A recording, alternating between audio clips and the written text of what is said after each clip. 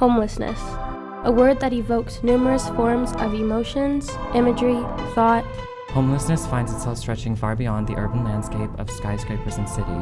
It reaches into small-town Canada. This is Brockville, Ontario, a part of Leeds and Grenville. Homelessness reaches here.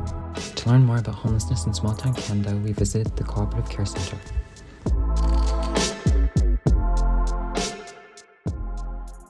My name is Shane Melcher. I am the acting director of the Cooperative Care Centre, which is a project put on by the Brockville Housing Partnership. And then they come in one at a time. There'd be a staff here that would do the intake process with them guys. And there's just a number of rules and expectations that they have to follow. And they sign off on that agreement that they will follow all those things. Our hours of operation are from 4 p.m. to 8 a.m. So everyone does have to be out in the morning at 8 a.m. We do provide the dinner, the breakfast in the morning, and a lunch to go. I think there is some prejudice out there, there's some stigma, I think it's some labeling. I think a lot of people see things from the outside, and that could be the mental illness, that could be the addiction, but what they don't see are really maybe sometimes the root causes of those things, and that could be poverty from a young age, neglect, trauma, stuff happening as a kid. There's 63% of people in this community that have experienced some sort of trauma as a child. So I think it's very easy for people to just kind of see someone on the street and judge and label them without getting to know them. This is the men's room, what we call it anyways. So it is strictly for males. There's 13 spaces over here on this side. As you can see, we have a number of bunk beds, and then we have just a typical kind of cot. When they get settled in, we would ask them if they need anything. We do provide any sort of donations that the community provides, underwear, socks, t-shirts. We do have some donations in here. These are more or less assorted ones. And like I mentioned, these are coming from a lot of just individuals in the community that want to help out and support. So when we get donations, when we receive donations, we come in here. We have a couple volunteers that really help out sorting through all of this. It's really good, like I said, that we have so much support in the community because we always are going to need it. And so turning people away just seems somewhat foolish because at some point we're going to need it again. So males typically use the center more.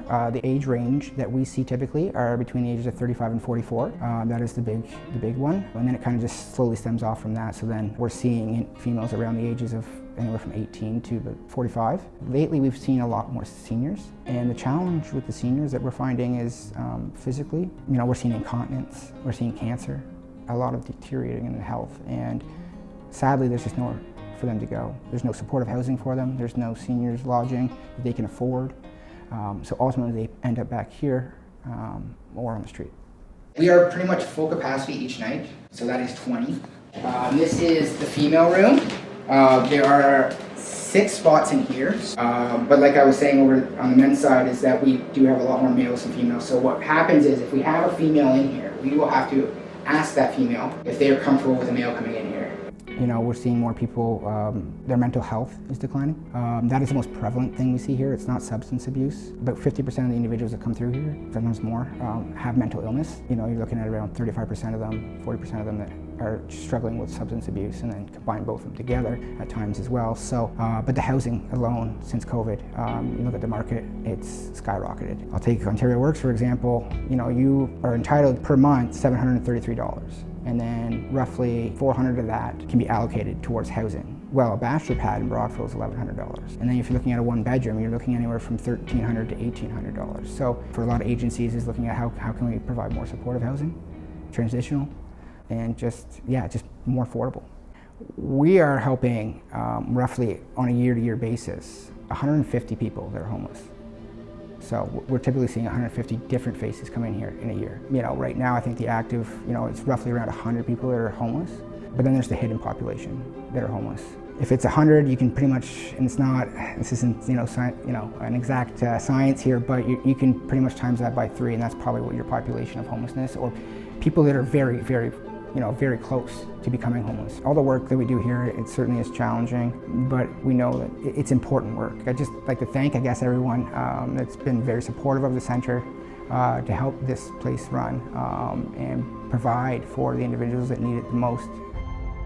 Homelessness is a growing problem, but it is a problem that can be fought. If you would like to get involved, listed are the contact information of various organizations.